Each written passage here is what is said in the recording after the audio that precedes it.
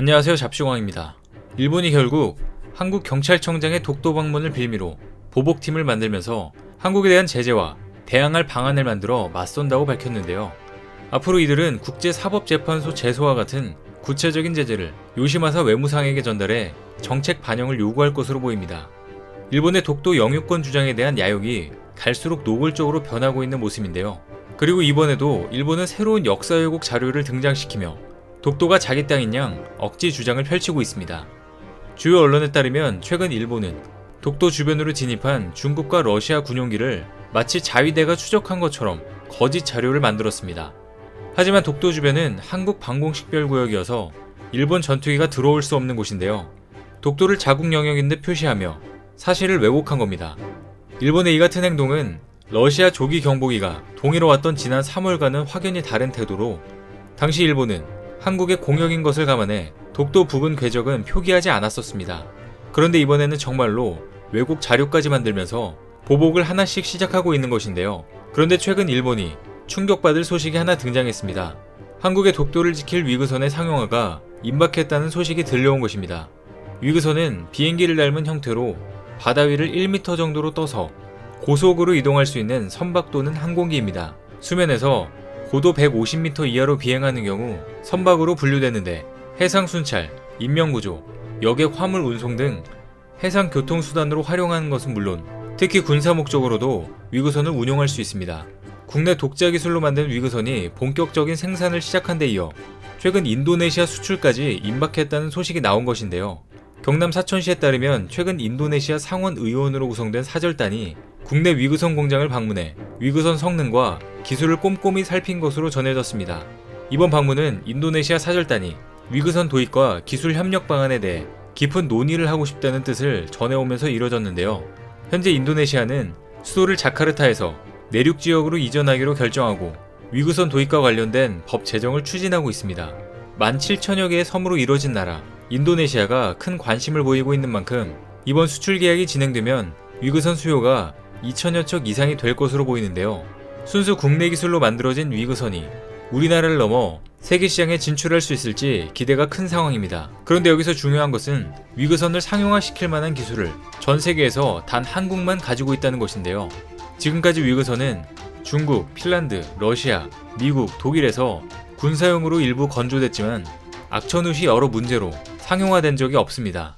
이런 가운데 지난해 한국이 세계 최초로 선급 인증을 획득하며 본격적으로 운항과 수출을 시작하며 세계적으로 사랑을 받고 있습니다. 그런데 이 위그선을 군사용으로 개발하면 감시, 정찰 탐색, 구조는 물론 대잠작전 70mm 유도 로켓 장착으로 경공격까지 가능한데요. 독도를 호시탐탐 노리고 있는 일본인들에게 큰 충격을 줄 만한 소식입니다. 게다가 올해 초 군용 위그선은 대한민국 국가 핵심 기술로 지정되는 등 독도 경비대 군사용 배치도 앞두고 있어 전 세계적으로 큰 주목을 받았습니다. 즉 한국이 세계 최초로 군사용 위그선을 도입함으로써 독도를 더 안전하게 지킬 수 있게 된 겁니다. 기체 종류에 따라 최고 시속 200에서 500km를 내는 이 위그선은 수면과 기체 사이의 공기의 힘으로 비행기 연료의 3분의 1 수준으로 날 수 있기 때문에 경제성 또한 인정받고 있는데요. 이처럼 적은 유지비로도 광범위한 지역에서 고속 정찰 임무를 수행할 수 있는 군사용 위그선은 한국의 해상 전력을 강화시킬 혁신적인 무기체계라고 할 수 있습니다. 헬리콥터보다 가격이 저렴하지만 수준급의 탐지 성능을 발휘할 수 있기 때문입니다. 이와 같은 이유로 위그선 상용화 기술은 미국, 유럽, 중동 등 전 세계 국가들이 탐내는 국가 핵심 기술로 손꼽히고 있습니다. 그만큼 우리의 위그선 기술을 유출하려고 하는 스파이들이 많을 수밖에 없는데요. 위그선의 단점으로 여겨지던 악천후 운용에 대해서는 우리나라만 기술을 갖고 있어 군침을 흘리는 국가들이 많습니다. 그런데 실제로 수십 년 동안 공들여 개발했던 위그선 핵심 기술을 하루아침에 해외에 뺏길 뻔한 아찔한 일도 있었습니다. 과거 국정원의 첩보망에 퇴직한 연구소장과 해외 영업팀장이 함께 사업을 추진하고 있는 동향이 포착된 겁니다. 국정원 조사 결과 이들은 말레이시아 업체와 비행 선박 생산을 추진하며 위그선 개발 실험 데이터와 설계 도면, 제조 공장 라인 배치도 등 영업 기밀을 무단 반출한 것으로 확인됐습니다. 다행히도 기술 유출 정황을 일찍 포착해 후폭풍을 막을 수 있었는데요. 끊임없이 해외로부터 기술 유출 위협을 받고 있는 만큼 국가 핵심 기술 보호에도 항상 주의를 기울여야 할 것 같습니다. 이렇듯 독보적인 기술력으로 앞으로 우리나라는 한때 구소련에서 꿈꿨던 위그선 항공모함으로도 확장 가능할 것으로 보입니다.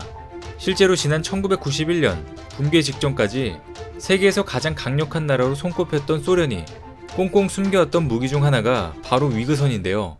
동서냉전 시기 소련이 카스피해에 배치하고 있던 것은 다름 아닌 대형 여객기 클래스의 몸통에 작은 날개를 탑재한 수상 비행기 위그선이었습니다. 그 당시부터 위그선을 항공모함으로 운용하는 방안까지 생각하고 있던 겁니다. 실제로 가변 날개를 채용한 소련의 항공모함 위그선은 항공기 성능으로는 함선과 항공기의 특징을 갖춘 기체로 되어 있으며 함선에 탑재하는 대함 미사일 등 대형 무기도 탑재할 수 있었습니다. 과거 소련이 제작한 위그선의 종류는 다양하게 존재했는데요. 특히 에크라노플랜 KM과 룬급 에크라노플랜은 무려 길이만 70m가 넘어가고 시속 500km 속도로 상공 2km에서 저공 비행하는 등 무시무시했습니다. 이처럼 소련이 항공모함 위그선을 개발한 이유는 당시 부족했던 해군 수송 능력과 빠른 제해권 장악을 위한 전략 보급이 목표였습니다. 실제로 룬급의 경우 동체 위쪽에 달린 6개의 미사일 발사대를 통해 대함미사일을 발사할 수 있는데 실제 발사 시험도 진행된 것으로 알려졌는데요.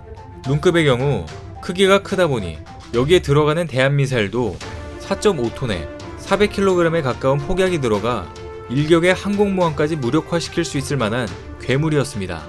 이 때문에 룬급만 봐도 당시 나토가 이 정찰 위성을 통해 카스피해를 보다가 특이한 거대 괴 비행체가 수면에서 떴다가 고속으로 날아다녔다며 룬급을 카스피해의 괴수라고 부를 정도였습니다.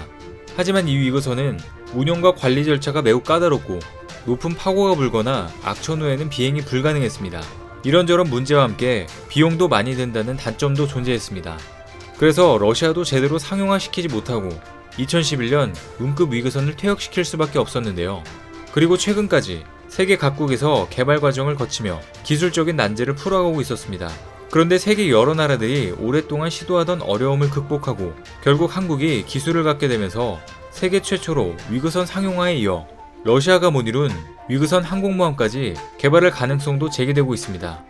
위그선의 어마어마한 잠재력에 독도를 탐내던 일본이 가장 두려움에 떨고 있을 것이 분명합니다. 한편 국내 기술로 개발한 위그선이 곧 상용화되면 경남 사천은 세계적인 위그선 메카로 떠오를 것으로 보입니다.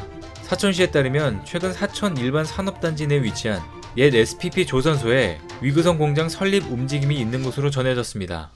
위그선 제조업체 아론 비행선박은 최근 포항에서 울릉도 간 여객 수송용 계약을 체결한 데다 인도네시아의 관심에 이어 중동 유럽 지역에서 수출 문의가 잇따라 이어지면서 본격적인 위그선 양산 체계가 필요한 상황인데요.